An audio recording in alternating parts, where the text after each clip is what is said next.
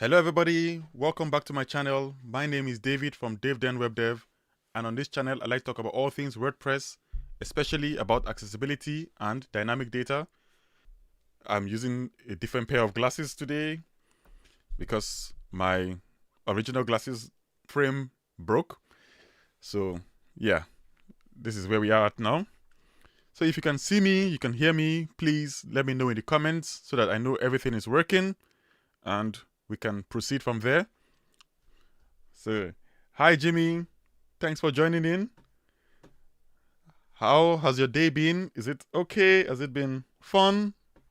Okay, good. Thanks for confirming that the sound is great and the video is great. And yeah, so today we'll just be speaking about accessibility because we are in the Global Accessibility Awareness Day. So we're just going to be talking generally about accessibility and what all of us think about accessibility. What are your thoughts, your opinions? Thanks, Catherine, for joining in. Yeah, it's nice to see all of you here in the stream. If you have any questions, any comments, please just put it down in the comment section, and I will check it out.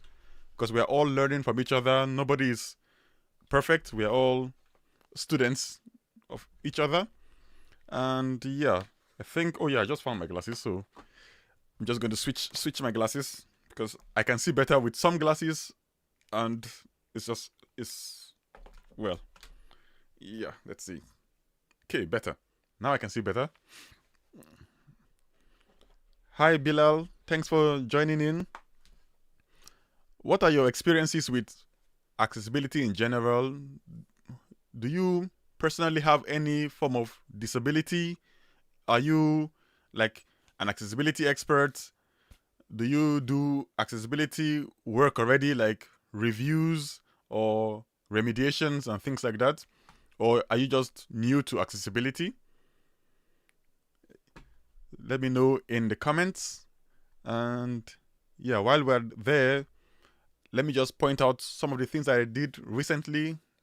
Last week, I believe I released a video about captions, and the reason why I released that video was because I had a conversation with one of my friends, and we were talking about how like automated captions are. So let me leave a link to the video in the description so you can know what I'm talking about. I'll leave two videos. One is mine and the other is from a good friend that runs the Easy Ali Guide. The two videos will give you a good insight into like captions and some of the problems that we get with captions, because a lot of people like rely so much on this automation, which is really good, really handy. I love automation, and the trouble is that automation sometimes get things wrong. Because, for example, I have a very strong accent that is Nigerian, so a lot of times I say some words which mean one thing, but the automation tool will think I'm saying something else, and it will like translate my words to something else. And someone showed an example one time about, I think, a cooking video where in the cooking video the person said cook like broil for 4 to 5 minutes, so that is 4 to 5 minutes, but then in the captions it wrote 45 minutes. So the person will have burnt this whole house down thinking he's following what is in like the instructions. So that's why you should always go back and start with the automated captions, but then you have to review those captions, otherwise it will create problems for you. Yeah, exactly. Captions are very important because one of the reasons why I even like saw the captions in the first place was because was it, I think, just yesterday or the day before, I was watching a friend's video where he was going through about dynamic data and everything, but I was in a place where I could not like put the volume up because it was in a hospital. I couldn't put the volume up and I didn't have my headphones. So what I was relying on was the captions. And while I was going through the captions, I noticed one thing where he said grid, which is GRID, but the caption, like what the tool brought out was grid, that is GREED.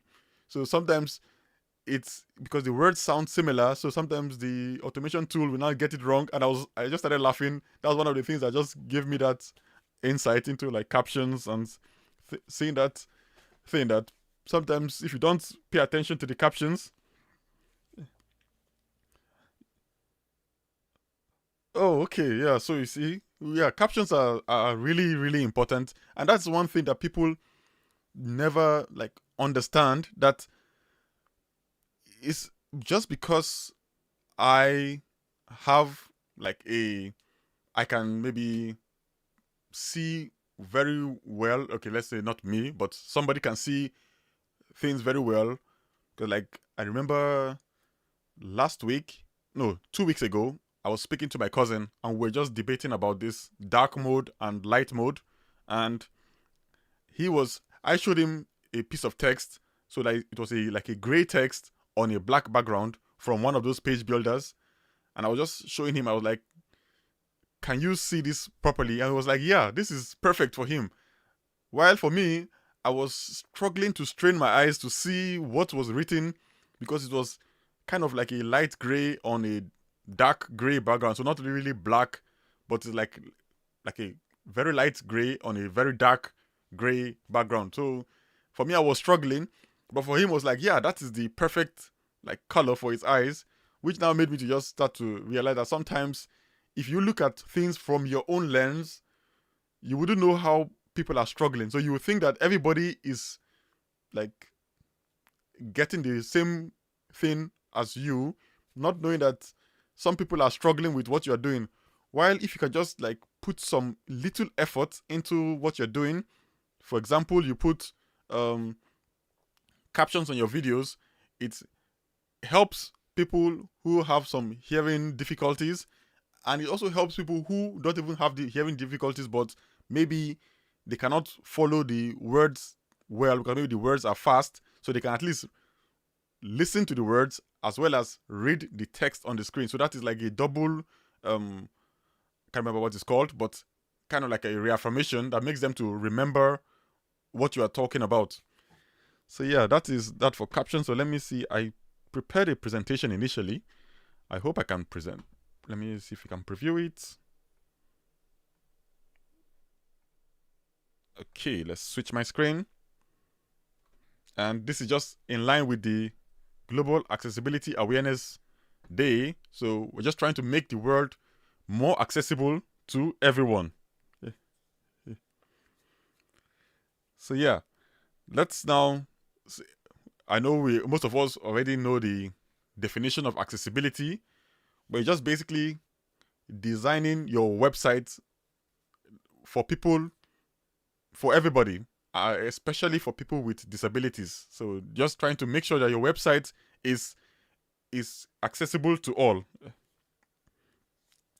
Then I think the father of the World Wide Web, he said that the power of the web is in its universality, access by everyone regardless of disability is an essential aspect. So that's one thing that we should try to keep in mind, that we want everybody to be able to access our website or our platform or our software or our environment, our shops, physical shops and everything. We want everybody to feel welcomed and to feel like they matter and to feel like you put in effort to help them out. So it can be little things. Sometimes it doesn't have to be something massive, like say you have to like rebuild your entire website, but sometimes it's just something simple like change the color contrast of your website so that it is easy to see, or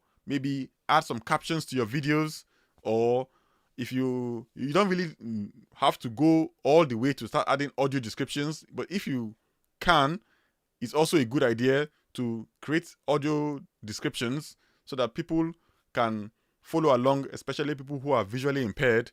They can still follow along with your videos, which now brings me to a funny story. Oh no, not really a funny story, but about my life personally. When I was going through like my university days, I did my university in Nigeria. My first year, we were about, I think, was it 500 students in a class, and it was in like an auditorium. And usually I go into that class, and all I do is sleep. The only thing that helps me out is one lecturer. He describes everything as he's writing on the board or showing any presentation. So he described it. So all I do is I put my head on the desk, close my eyes so that I can shut out any other kind of distraction, and I focus all my attention on listening. So I just keep listening to what he's saying. So, and the way he describes everything, it makes me to like visualize everything that he's writing on the board, and that was one of my best experience. But not all lecturers that do that. But if you can, that even when we are presenting, like you're doing a presentation with your slides, try as much as possible to speak in a way that describes everything that's on the slide without having to look at the slide, because not everybody can even visualize what is on your slides. So that's another thing you need to do. Then, yeah, let's see. So there are 3 like valuable things that let me switch back to the presentation. There are 3 valuable things that I've seen in terms of like accessibility. One of the values that I've seen is that accessibility is about removing barriers. That is the main goal of accessibility. It's not about trying to put so many fancy features. It's just about removing barriers. So, for example, how can you remove barrier? You can, if you are in a house, let's say you are working in the second story building. So the way you can remove barriers is, rather than, let's say, putting clutter in your house, you can arrange your house neatly so that the layout is easy to follow, so that somebody doesn't have to trip on toys on the ground. That is one way of removing barriers. So sometimes it's just about maybe making your layout to be easy to navigate. That is one way of making your website accessible. Because when your website is very cluttered, that everything is everywhere, I know some cultures prefer that kind of situation where everything is like scattered everywhere. Like if you go to, I think, is it the Japanese websites, you see that their websites have all the information all cluttered together.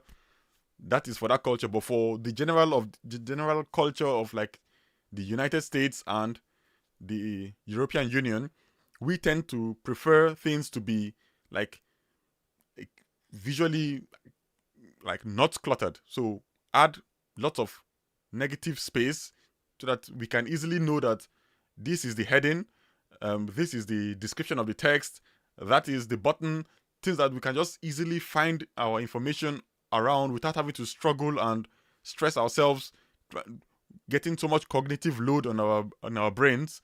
So that is one part of accessibility, is about removing the barriers. Another one is about user control. And this is very important. The idea is that you want your users to be able to have like independence. You don't want to like force them into only one single path. How can you prevent them from like getting forced into one path? In terms of like your web design, try to use rems for your font sizes. That way, you're now not restricting them. When there is the rems, that means that I can now go to my browser settings and change my font size to whatever font size I want, and it will reflect the font size on the page. And things like even the colors, once you make the colors well enough, somebody can now go to his browser settings under accessibility and say maybe he wants high contrast. Because you've set up the background and the foreground to already have some good contrast, when I now use high contrast, it will make it better for some people who need those kind of high contrast. Things like reduced motion. So some people love motion, but not everybody loves motion. So that's one thing you have to always remember, that just because you like something doesn't mean everybody will like it.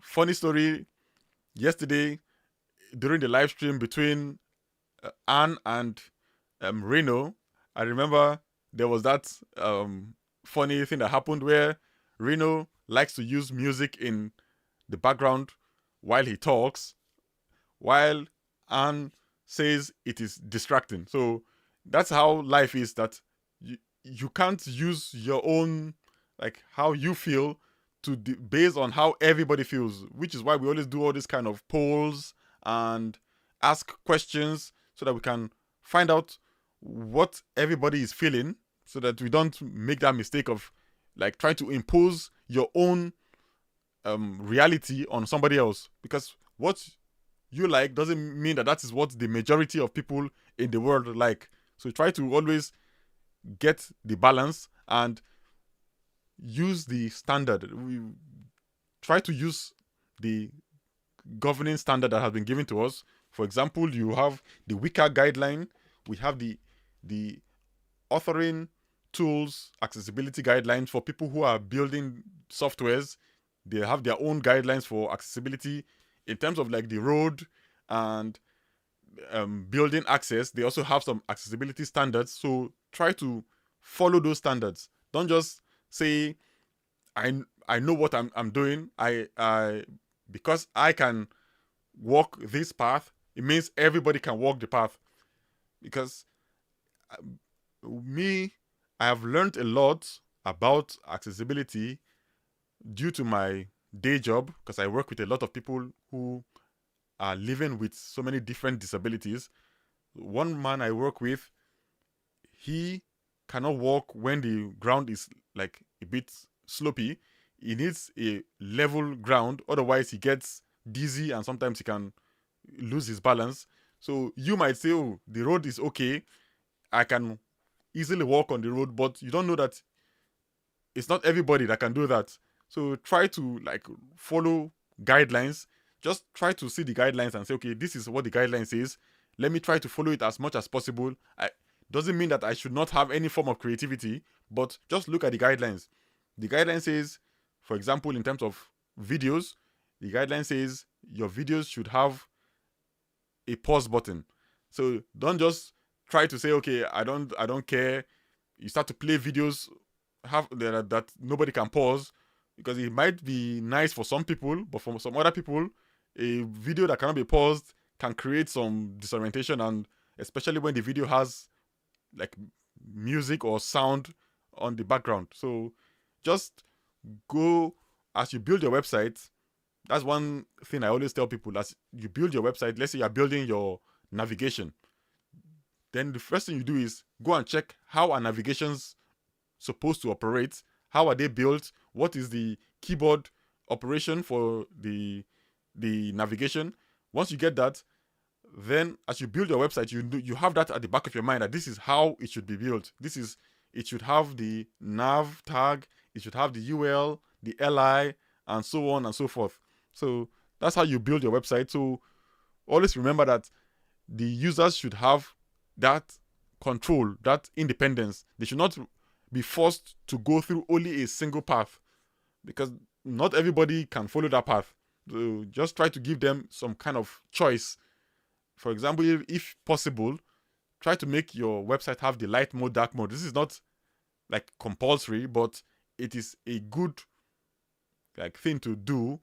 Make your website have the light mode, dark mode, because I know a lot of people who prefer light mode, and I also know a lot of people who prefer dark mode. So trying to force people into one system can be a bit limiting. So try to give users that control.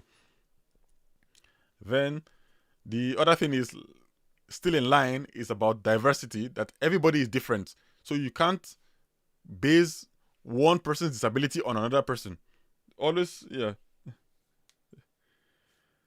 Yeah, I'm listening. So yeah, while we are talking, so disability is that I can be like I always, one example I use a lot is that me and my brother uses his pair of glasses, he can see well with them, and his glasses use a different like thickness, while my prescription is higher, but I still can't see. So if you say that, but your brother can see using his glasses, you should also be able to see using your glasses. That is like, it's not always the case. So there is always that case of that two people are not the same. One person can have maybe short-sightedness and astigmatism. The other person will have maybe long-sightedness and something else. Someone might have glaucoma. Somebody might have like color blindness. So all of them are still like regarded as visual disability, but doesn't mean that all of them have the same type of visual disability. So don't try to like assume that you know the person's disability. Try to always work with but that's why we have those guidelines. Those guidelines are like, lots of people have come together to say what is the best way to solve the problem for the majority of people. So when you follow through that guideline, then you are like putting yourself up for that in a situation where you're saying, okay, I'm building this website to fit the majority of needs. Definitely you not fit everybody's needs, but at least you'll be able to like solve the majority of problems. So yes. So now let me look at the question. So, light mode were more of a trend, and no, the light mode, dark mode has always been an accessibility thing. That's why we have color scheme light, color scheme dark. It has never been only about a design trend. There have always been that. It has been for a while now. We have that color scheme light, color scheme dark in the browser settings, but most times most websites were built as light mode, and then people now had those settings in their browsers where they can now switch like the black and white or switch to high contrast mode, which makes everything like switch over. So when you use the high contrast mode in the Windows settings, it tends to flip the colors over, so it makes it black on or white text on a black background. But it has been there for a while. Yeah, so then yeah. So but all of these things, some of those things are not like compulsory. They are more of on a per user basis. So try to, if it's kind of like I said about videos, for the videos, first make your videos to have a clear audio and video. That is the first stage. Then you now go a step further, add captions. That is helping more people. If you want to go a step further, you now add the audio description. So it's about building up the accessibility to help the majority of people, depending on your audience as well. Because let's say you are in an event where you know there are going to be people who require like sign language, so it will be beneficial for them if you can like bring in somebody who can do sign language and so on. Yes. So, oh hey Eddie, thanks for joining in. Yeah, so if you have any questions about accessibility, please let me know in the comments. Today's video is not really about teaching anything, it's just more about discussions. So if you have any question, if you have any contributions, let me know.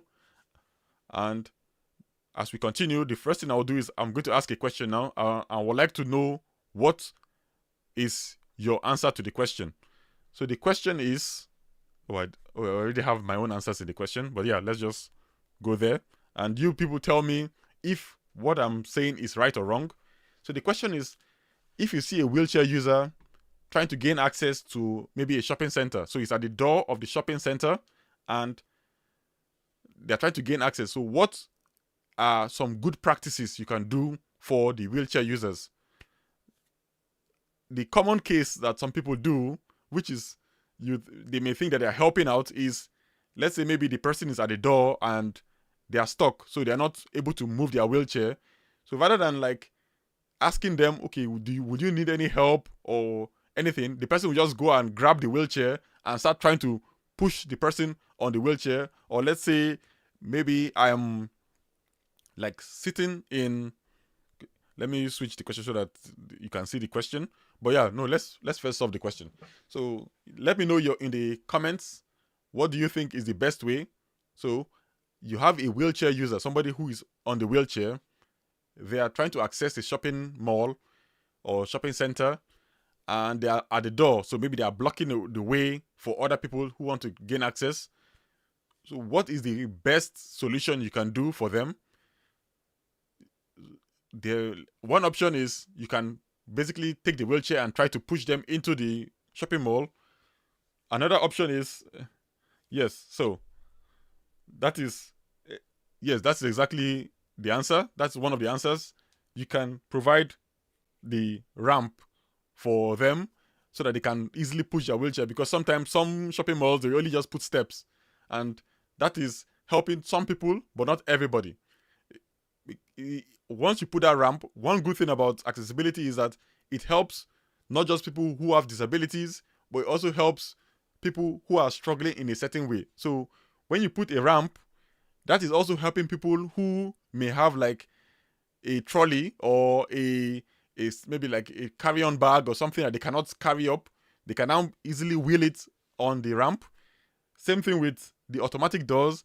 That helps a lot of people. It helps people on a wheelchair. It helps people who have like maybe the wrist problem. I know there's one lady I know who cannot really put much strength on her hand, so she cannot push a door.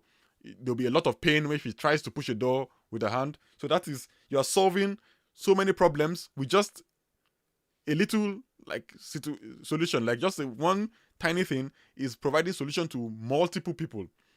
So let me switch over my screen so you can see some of the other examples or the other answers. So yeah, you can install. So the question was, a wheelchair user is trying to gain access to a shopping mall center or shopping center. What can we do to remove the barriers? So some of the good things you can do is you can install automatic sliding doors. You can offer to open the door for the person if the person is struggling, because I go a lot. Every day I take someone on a wheelchair, one of my friends, and we go to a gym.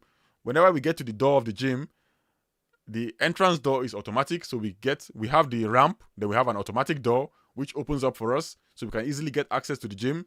Then when we are trying to get access to the changing room, we have anybody who is walking past, we just see us and just offer that, do we need help with opening the door? And we say yes, and then they help us to open the door, and we get in. They don't come and start trying to push the wheelchair for us or push us out of the way because they're trying to gain access or anything like that.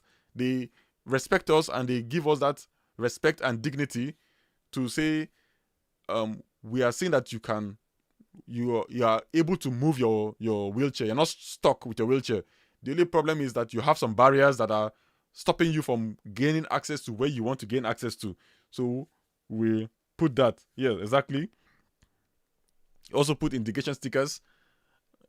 Same thing with glasses. When you have all those glass doors that are clear glass, I've had that problem once where the glass was like clear glass and I couldn't see the glass. I almost ran into the glass. But thankfully, like you said, put some stickers. Those stickers actually also make people to know on the ground. You can put those neon lights to make us know what path to follow. On the door, put some stickers to make us know that there is a door there. Otherwise, somebody can go and slam their head into a glass that is clear. Then you can also offer assistance. So that is another thing. So let's go back. Yes, you can offer assistance, but never mock the person for his disability. Don't start trying to create jokes about the person's disability or anything, because it might be fun to you. You and your friends can accept jokes like that, but for a total stranger, that's a no-go. Please don't start mocking them for their disability or anything. Treat them with respect. They are also humans like you. We are all humans. We all have our problems and our baggages, so don't try to start mocking somebody because he cannot see visually, or she is wearing a hearing aid, or they are in a wheelchair or anything. Don't mock anybody for their disability. So yeah. Then the second point related to accessibility is about blind access. So that is the second question. Let me switch back to my screen. And now the second question is, or the second point of view is that how often do you like change your layout in anything you're doing? Let's say your website. How often do you change the layout of the website? Do you do it regularly, or do you like change it after maybe a couple of, maybe 6 months or something like that? The problem that happens with a lot of tools, which I and Jimmy, we've talked about it a while, is when people keep changing their layouts. So for example, I had that problem once with, I think, was it BricsForge, where they started with a layout for one kind of feature, where the feature will be maybe at the top. Then 2 weeks later, or like 2 days later, they've moved the feature to be at the bottom. Then 3 days later, they've added 2 extra features. So every time you go into the site, you have to start relearning where everything is. Now, for somebody who is visual, it might be easy, even though not for everybody. At least for some people, it might be easy to readapt to those changes in the layout. But for some other people, like let's say for people who are blind, because I saw an example just yesterday on the internet. One man said one of the problems with his travel, whenever he travels to a place, is that he has learned, it takes like a few days to learn the layout because he is visually impaired. After learning the layout, then maybe there's a road work happening in that area. That now basically dislodges him, so he doesn't, and there's no indication for blind users about what is the right path to follow, because they just come and they put in some like barriers on the ground, and then they'll put a sign that says turn left or something. But for a blind user, they are with their cane, so they are going, trying to get access, and then they just hit the barrier. Now they are not seeing that sign that tells them turn left or turn right. So that's why with layouts, try as much as possible to, like, number one, give people advance notice. Don't do it too often. Make sure you're doing it once in a while, because it can be very distracting. Because let's say I've come to your house the first day, and maybe the kitchen is on the right, the bedroom is maybe in the second floor or things like that. The next day I come to your house, you've moved it, the kitchen is now on the second floor, the bedroom is on the ground floor, and so on. Every day I have to start relearning where everything is on your website. It can be very, very distracting. So try to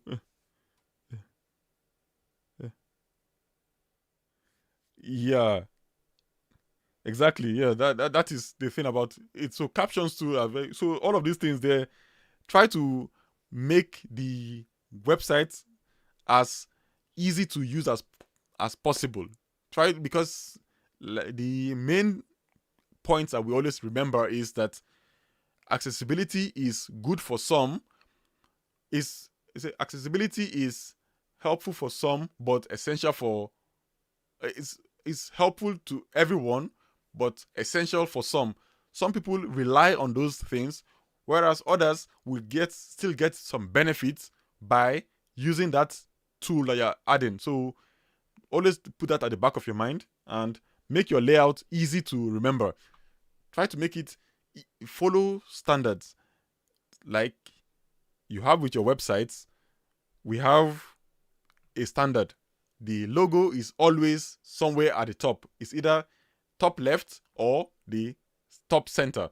Don't start putting your logo in the middle of the page, and then maybe your navigation, you put it only in the footer, or things like that, the account section, because the way people always go to websites, they always have that like understanding. The logo is on the left or in the center. The navigation is either right below the logo or it's on the right of the logo. Then if there's any account section, that usually follows after the navigation. So people have already built that mental like design of how the layout should be. Don't come every other day and keep changing the layout. That creates some very big distraction. So please avoid that. So yeah, I think that is all for the presentation that I had. So if you have any questions, let me know in the comments. We just keep talking. But those are the only things that I just wanted to point out about accessibility, that you should try your best to build the website in following a pattern. And even when you like make mistakes, don't just quickly go and start changing everything. Try your best to like just do a slow change. I know people attack Elementor a lot, but that's one good thing about Elementor. They don't just like rapidly go and change the design or the layout. They go in phases. So we are having the version 4. They are introducing us to version 4 now, but the version 4 would not really be in effect until about maybe a year or so, because they start with that slow build. They started with the sections and columns. Then I remember the time they changed the colors, where everybody went ballistic, where the colors changed from, I think, green and black to pink, and people were not happy because of that. That drastic change of everything can be very confusing to people. Even when they now brought in that top bar experiment, where they removed the sidebar and made it a top bar, it also made some people get confused, which is how it is with like our tools. We all have like an idea of our tools, how everything is laid out. If that layout keeps changing, then some people will just get tired and disappear. Yeah, exactly. So that is it. If you want to do your accessibility, even for the stream, I will try my best after this stream to now go back and add the correct captions. I know it is hard to add captions. There is always that problem of like having to go through an hour-long video and start correcting the captions. So all we just do is we put it into automated tools to automatically generate the captions for us. But that is not always the best, because the captions, these automated tools get captions wrong. So just keep that in mind. So yeah, the other thing that I just saw today is the release of Jet Engine version 3.7.0. They've come up with a new update that is trying to address some accessibility needs. So they are now allowing us to be able to add lists as ULLI tags. Before we had to use some code snippets and things like that, but now it is inbuilt into the plugin that we can create lists using our ULLI tags. We can create different things using the repeater field. Now we can use repeater fields. We can do some other things. Even the Jet Form Builder, their form plugin, they've started adding some accessibility improvements. Like they are now using field sets and legends for their checkboxes, their radio buttons. Although there is a little bit of problem, which I will just point out now. Let me see if I can pull up a website. So here I am on the dashboard of my WordPress website. Let me try and quickly, let me zoom in a little bit so that I can see as well. Then let me go to my plugins. While we're on the topic of plugins, does any of you use Command UI? That is one nice plugin that I've been using recently, and they've come up with some cool updates. Two updates is that, one, they're now deeply integrated with WS Forms. I think that was a while ago. And they're also deeply integrated with GAAD. So if you're using the GAAD, GREYD plugin for building your website, you now have some tools that are accessible, because that's one thing I like about this Command UI, is that it is keyboard accessible, fully keyboard accessible. It's also screen reader accessible. because it has been tested by the Easy Ali Guide, the owner, Jen Harris. She tested it for accessibility. If you like light mode, you can just search for the light mode and you just toggle it to light mode. If you want dark mode, you toggle it back to dark mode. And the search is very nice. It uses fuzzy logic, so you don't actually have to type everything out. I can just simply type for jet and then jet again to go into the jet engine. If I want to go to maybe the query builder, I just search for query. It gives me the query builder. If I want to go to any of my templates, I can just say I want to go to maybe templates, and you see breaks templates. I can get there. If I want to get to my jet engine listing components, it goes deep into those components. So that is one thing about this tool that makes it, like, it helps with accessibility. So if I want to go to any of my post types, I just type PT as post type and I can search for any post type. So let's say I want to search for, I think I was editing a post called create job. Was it create job or no, just job creation? Yeah, that was it. Job creation form. I can choose to view it, choose to edit it, or choose to copy the ID. So let me view it and see if that is the right one.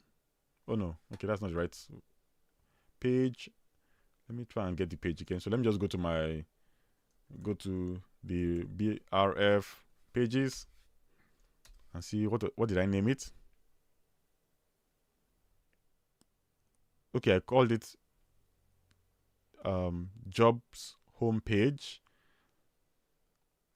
I'm working on a new tutorial for Jet Engine and BricsForge or Jet Form Builder. I'm not sure which one I'm going to use yet, but basically it's just a job creation website. So you can go ahead and maybe choose one of the featured jobs and you can go ahead and apply for the job if you want. So you click on apply and you apply for the job. It will give you all of the description. This is using Jet Engine or the backend with some relationships. So there is jobs post type and there is a company post type having a relationship. I can show all of this logo is from the company, but then this job is from the post type. So it's two different post types. Because of that relationship field, I'm able to show the data from two different post types in one single page and so on. But yeah, I was trying to get the form. So let's see, where's the form? Did I finish the form? Not yet. I haven't finished the form. But yeah, so this is the form. This is one nice layer. Let me just show it off. One nice thing I got with this plugin. So let's say I go to, let me choose somebody's website, like maybe Kevin Geary's website, Geary, or gov.uk. Just looking for a website that has a form. So let's say geary.co. Let's just try that. Go to their contact page, contact, and I see a form like this that has all of these fields. And I say, okay, I like the field that I'm here. I'll just right click, inspect it, get to where it starts with the form. So where's the form? Then I'll just copy that form, copy element. I'll come back to my page, and then I'll just say I want to go to the Jet Form Builder and then forms.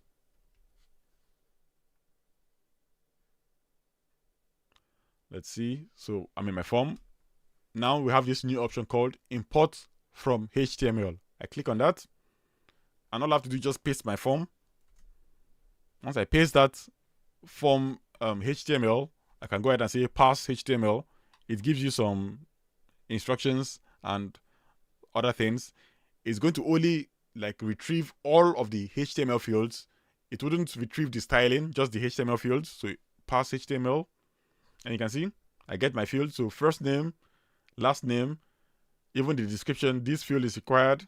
Where's the description there? Let's close this. Okay, I guess the description is somewhere there, but it's not showing. But everything just comes up. So first name, last name, email, phone number, your inquiry, and you get all of the fields instantly. All I have to just do is say create form. And I get my working form. The form is already there. The only thing that the styling will disappear. I have to now style it again. But the actual form fields, whether it's a select field, it's a radio field, a checkbox field, any kind of field, it will import all of the fields as it was in the HTML of the other form that you have. So that's one nice feature that they have added, which is, I think, is pretty cool. Okay, I think interesting. I guess let me see how this form adds its own required field. Okay, so it adds the required field as a span tag after. I'm just seeing this double asterisk here. Here's my form. This one brought out a double asterisk field. Let me preview it on the front end. Okay, so one of the asterisks is from, so basically it brings out all of the fields that you can see. It brought out the span as it was, the strong tag. I think it should also bring the field set and legend if I'm not mistaken. Okay, no, it converted them to spans. All of the field set and legends that were in the other form. But yeah, so that's how you can easily just import your form, and all you have to do is just start editing it. So edit just some little minor edits, but you get your form immediately. The only problem that I've had with the form is that they try to improve some accessibility, which let me go ahead and show you. Let me delete all of these fields. And I'm just going to add a new field. That field will be called the select. No, not the select. Oh, thank you very much, Eddie, for joining in. So yeah, I will soon be jumping off because today's live stream is just a short one. But I just wanted to show off this jet form builder. So let's see, and one of the problems that I've seen with the form and what I think the solution should be. So let's say I'm trying to get a checkbox field, and I'll just say manual inputs. So they are already aware of it. So this is just, I'm just showing you, but they are working on it already. So let's say I have 5 different fields. So let's say first option, second option, third option. Okay, update it. So now I have 3 form fields. I come to my jet form builder, and I'll choose that I want the field labels to be label and the markup type to be field set. These are 2 new accessibility. No, the label was already there, but the field set is a new feature that was added to jet form builder in the latest version. If I save this and I go ahead and preview it,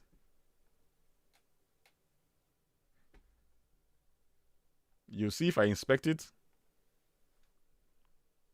we have the field set and we have, interesting.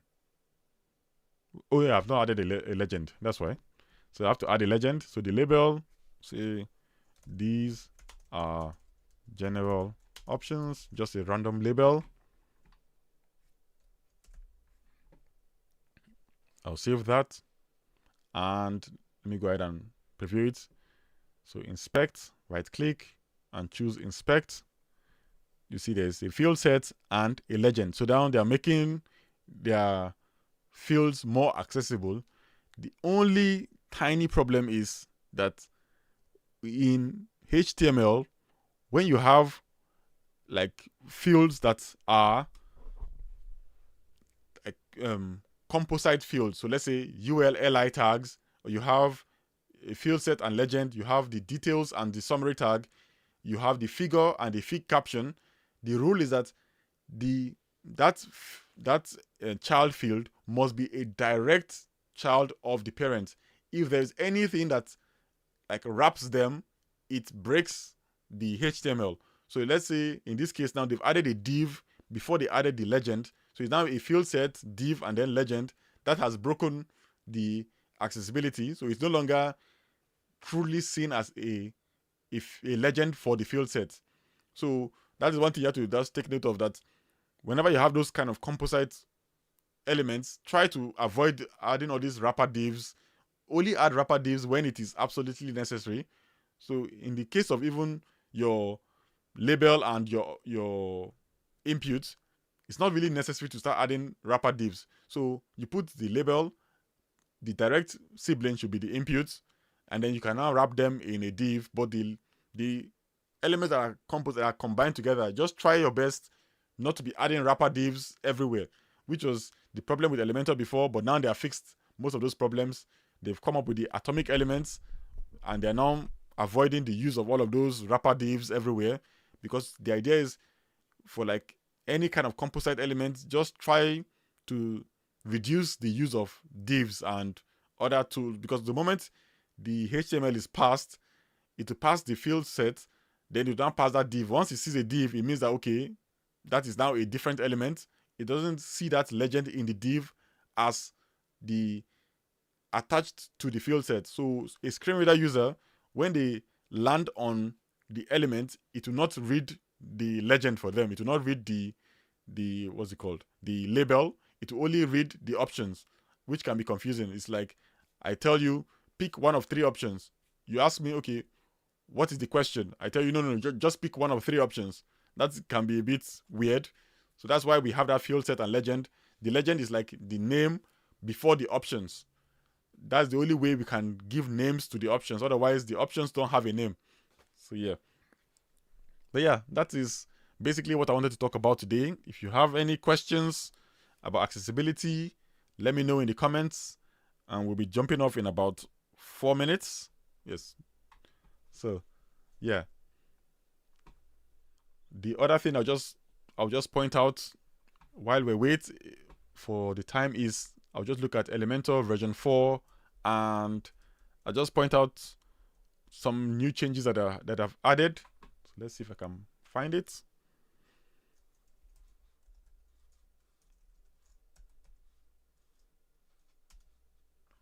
Let me switch over and see. Is it? I hope it's the right website, because I have a lot of.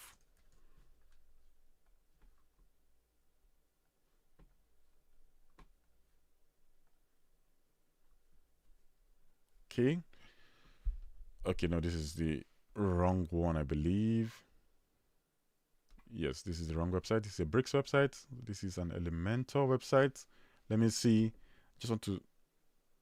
Yes, that's another thing. I will just, before we go, I'll just talk about this Ali plugin. Just a little information. Let me go to the Elementor website. And what somebody pointed out recently was that one thing they've seen about all of these plugins that we use, these accessibility plugins that people put on their websites, and to show how a lot of their features don't work as expected, if I click on this Ali plugin, there is an option to say pause animations. Now, if I go ahead and click on that pause animations, watch what happens. It says that the animations have been paused, but you can clearly see this animation is still going on. So what animation did it pause? Because the animation is still going on. Every other thing is still going on. Let's refresh the page. The counter is still animating. The video is still auto-playing. And some other things. So that's what somebody just pointed out, that she has been noticing on every of these plugins, whether it is the Ali plugin or any other plugin that exists, all of them have that feature of pause animation, but none of them really pauses the animation. The animation still keeps going on. So that goes to tell us that some of these features are just there to fill up space, and that these plugins, they are built in a generic way. They're not really built with your specific website in mind. So a lot of the features will only work in some ideal conditions. So they may work in some websites, but not work in other websites, which is why if you're trying to get all of these features, you should try to make sure you test it out properly to know that it is working for your own website. Don't just go and install the plugin and then think that your website is now accessible.